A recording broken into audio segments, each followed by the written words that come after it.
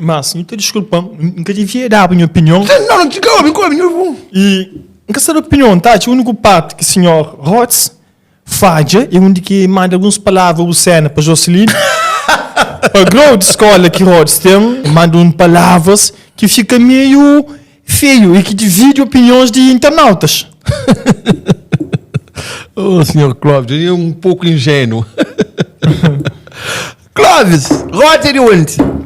É de Tchada, Brasil? Tchada, Brasil. Clóvis, cara que passa tempo preferido aqui em Tchada, Brasil? Guerra, companheiro! Lembro que até guerra, pelo menos 3 vezes por dia.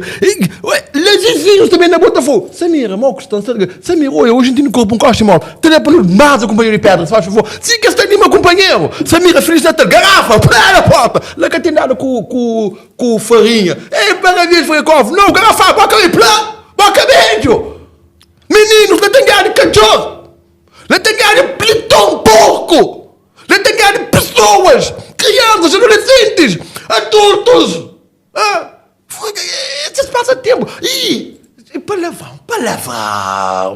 Exageros. Que palavrão que eu uso?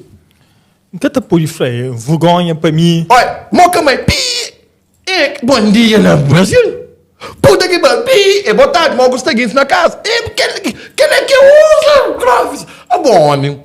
A boi é feito daquele que não que buquia, ambiente que buquia, que te formou como homem, como pessoa, por valores. E aí ele que cria coisa que vai falar, merci beaucoup. Não, é puta que papi. Mesmo assim, e Leonoite, eu esperava que ele de parte de Rhodes. Tipo, algum problema? Isso aqui é um coche ingênuo, mas... bom, você espera de um homem que canta 8 matos.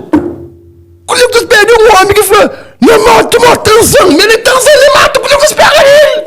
Você espera aí, um chá, um copo de ti. Não, palavrão, é violência. É violência. Homem de Deus. Tu não tá ligado, cara. Pega a visão, cara.